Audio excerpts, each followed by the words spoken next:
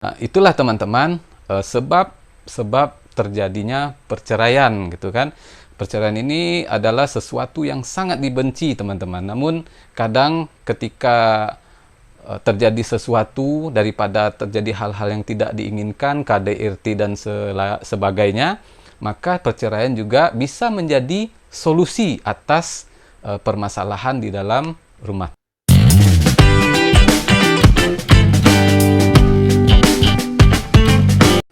Assalamualaikum sahabat, jumpa lagi dengan saya Pak Dangwin di channel Inspirasi dan Motivasi. Apa kabar? Semoga sahabat semua selalu dalam keadaan sehat dan bahagia. Baik sahabatku, teman-teman dimanapun berada, di video kali ini kita akan sharing santai lagi dengan tema yang berbeda tentunya. Di video ini kita akan membahas tentang perceraian. Ya, di dalam Islam, pernikahan itu adalah sesuatu yang sakral, ya, dimana dengan menikah, setiap ada acara pernikahan pasti selalu didoakan agar menjadi keluarga yang sakinah, mawaddah, warahmah, ya, yaitu sebuah keluarga atau rumah tangga yang dibina dengan tujuan apa? Untuk memberikan ketenangan, ya, ketenangan hati, kenyamanan dan kebahagiaan tentunya. Namun teman-teman, tidak jarang kita lihat bahwa tak semua keluarga itu berjalan mulus. Ada saja hambatan maupun masalah yang menerpa, ya. Ibaratnya naik kapal, ya. Ibaratnya itu banyak sekali gelombang-gelombang, riak-riak, bahkan badai yang akan dilalui dalam membina suatu rumah tangga. Nah, teman-teman, jadi tidak heran kita lihat banyak sekali terjadi perceraian di dalam sebuah keluarga. Itu banyak faktor yang bisa menyebabkannya kenapa bisa terjadi perceraian, ya. Namun demikian, sebelum kita bicara tentang faktor penyebabnya, kita bahas dulu. Perceraian ini dalam Islam itu dibolehkan. Walaupun sebenarnya perceraian ini adalah sesuatu yang dibenci, ya, yang sangat tidak disukai. Namun dibolehkan, bahkan bisa menjadi solusi, ya, atau jalan keluar. Kapan perceraian itu bisa menjadi solusi? Ketika segala cara sudah dilakukan, ya, segala cara, usaha dilakukan untuk mendamaikan suami istri ini, gitu, ya. Namun setelah dilakukan cara bermacam-macam, tidak juga bisa, gitu kan, akhirnya memang harus pisah nih, gitu kan. Nah, itu adalah termasuk solusi, ya, daripada salah satu pihak nanti merasa terzolimi tentunya, gitu, ya. Jadi ada beberapa faktor yang bisa menyebabkan terjadinya perceraian. Sebab perceraian yang pertama adalah tidak harmonisnya hubungan suami istri. Nah, ini yang pertama. Banyak faktor yang menyebabkan ketidakharmonisan tersebut. Misalnya faktor ekonomi, misalnya. Ini bisa juga menjadi sebab, ya. Bisa juga faktor perselingkuhan, misalnya kan. Ini juga bisa menjadi salah satu sebab tidak harmonisnya suatu hubungan. Atau bisa juga karena ekspektasi yang terlalu tinggi terhadap pasangannya, misalnya. Ya, tidak jarang kita lihat misalnya ketika dia sebelum menikah, gitu kan, dianya baik sekali misalnya, atau yang laki-laki sangat tampan seperti yang ekspektasinya tuh seperti itu, gitu kan. Namun setelah menikah keluarlah aslinya, ya.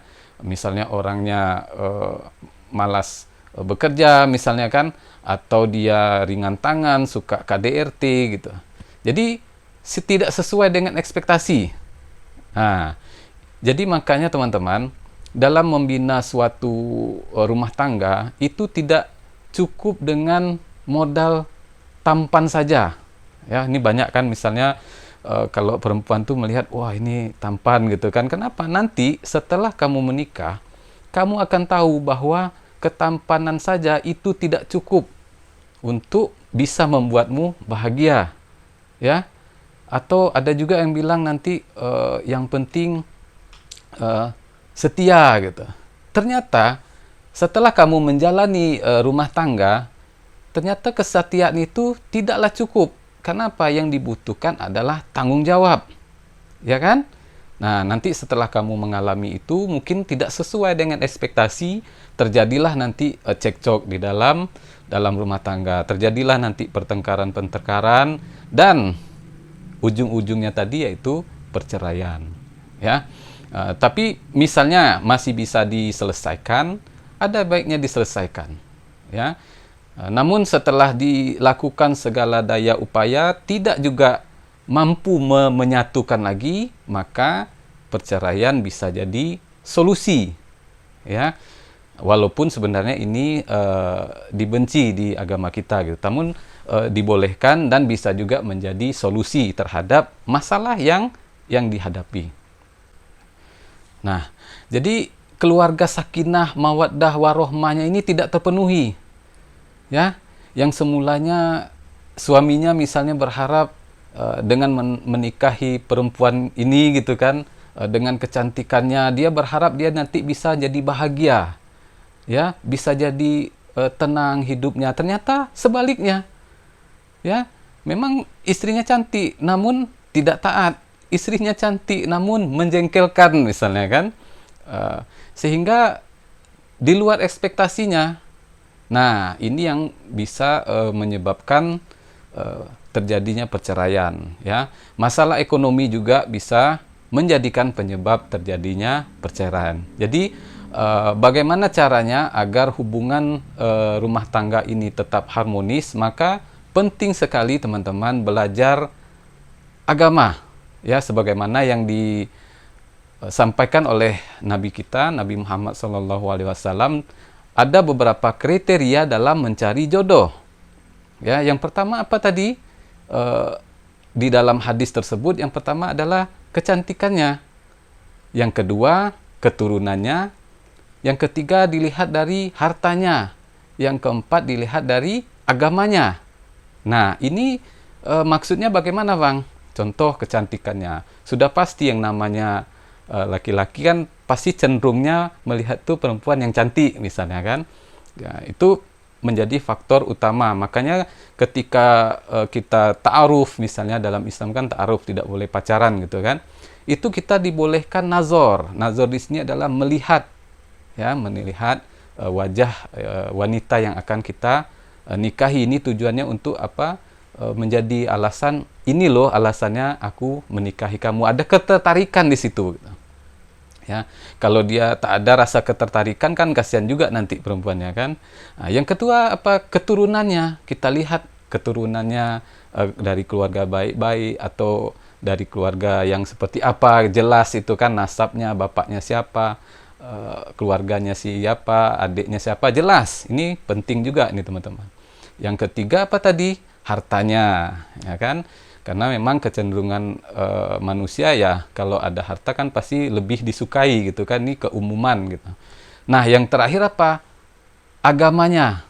Lidiniha di hadis tersebut. Apa agamanya? Jadi pilihlah yang agamanya baik. Ya, jika kamu ingin bahagia. Ya. Nah, ini faktor pertama, yaitu ketidakharmonisan di dalam rumah tangga. Sebab kedua yang bisa menjadi penyebab terjadinya perceraian adalah suatu penyakit yang diderita baik oleh suami atau istri. Ya, ada suatu penyakit yang menyebabkan salah satu pihak tidak dapat menjalankan kewajibannya sebagai suami atau sebagai istri. Nah, di sini penyakitnya misalnya seorang wanita dia mempunyai penyakit ya medis lah gitu kan, yang berhubungan sama medis, yang mana setelah diobati ternyata penyakitnya ini tidak juga sembuh-sembuh, ya. Dan karena penyakitnya ini dia tidak bisa menjalankan kewajibannya sebagai istri, ya. Dalam hal ini apa? Tidak dapat memberi nafkah batin. Begitu juga seorang istri, misalnya dia dapati suaminya mempunyai suatu penyakit sehingga dia tidak bisa menjalankan kewajibannya sebagai seorang suami. Ya, nafkah batinnya tidak terpenuhi. Nah, ini juga bisa menjadi sebab terjadinya suatu perceraian di dalam sebuah rumah tangga. Kenapa? Ini adalah suatu yang sangat penting. Kenapa saya bilang penting? Karena salah satu tujuan untuk pernikahan itu adalah untuk penyaluran hasrat seksual, ya, penyaluran hasrat seksual yang dihalalkan, yang dibolehkan oleh agama. Inilah yang membedakan antara orang yang menikah dengan orang yang pacaran, ya kan? Kalau orang menikah kan sudah dihalalkan, bahkan ketika berhubungan juga mendapatkan pahala gitu. Nah, ketika salah satu pihak, baik istri atau suami, tidak bisa menjalankan perannya atau memberikan nafkah batin tadi, maka bisa jadi sebab terjadinya suatu perceraian di dalam keluarga. Sekarang, sebab terjadinya perceraian yang ketiga, apa itu? Tidak bisa memiliki keturunan. Nah, ini juga salah satu tujuan dari pernikahan. Apa itu? Untuk memperoleh keturunan. Nah, jika salah satu pihak tidak bisa memberikan keturunan, maka ini juga bisa menjadi sebab terjadinya suatu perceraian. Namun sebelum terjadi perceraian, ada baiknya dicarikan dulu solusi dari akar masalah tersebut gitu. Ya, misalnya bagi teman-teman yang sudah berkeluarga lebih dari 10 tahun, 15 tahun misalnya kan, belum juga diperoleh keturunan, cari dulu penyelesaiannya, bicarakan dulu. Ya, misalnya boleh jadi dengan mengadopsi anak misalnya kan, mengangkat anak dari pihak keluarga, dianjurkan dari pihak keluarga ya, jangan mengangkat atau mengadopsi anak dari orang lain selain keluarga. Kenapa? Ini banyak mudaratnya. Nanti kita bahas ya di video selanjutnya, mudarat kita mengadopsi anak tapi bukan dari keluarga, anak orang lain misalnya kan, itu banyak mudaratnya. Namun sebaiknya kalau misalnya mau mengadopsi anak, ada baiknya adopsi anak dari pihak keluarga, misalnya keponakan atau dari istri atau keponakan dari suami. Atau bisa juga yang sang istri mencarikan, misalnya karena daripada terjadi perceraian gitu kan, kita carikan solusinya, jalan keluarnya, misalnya dengan mencarikan suaminya ini istri satu lagi, adik madu misalnya kan. Nah, jadi dia berbesar hati merelakan atau mencarikan suaminya adik madunya. Tujuannya itu tadi untuk agar tidak terjadi perceraian dan mereka tetap bersama. Jadi kalau bisa bertahan dan tidak bercerai itu lebih bagus, ya. Jadi itulah teman-teman sebab terjadinya perceraian gitu kan. Perceraian ini adalah sesuatu yang sangat dibenci teman-teman. Namun kadang ketika terjadi sesuatu, daripada terjadi hal-hal yang tidak diinginkan, KDRT dan sebagainya, maka perceraian juga bisa menjadi solusi atas permasalahan di dalam rumah tangga. Baik teman-temanku, sahabatku dimanapun berada, demikian video singkat kita pada kesempatan kali ini. Semoga bermanfaat. Terima kasih sudah menemani. Sampai jumpa di video saya selanjutnya. Assalamualaikum warahmatullahi wabarakatuh.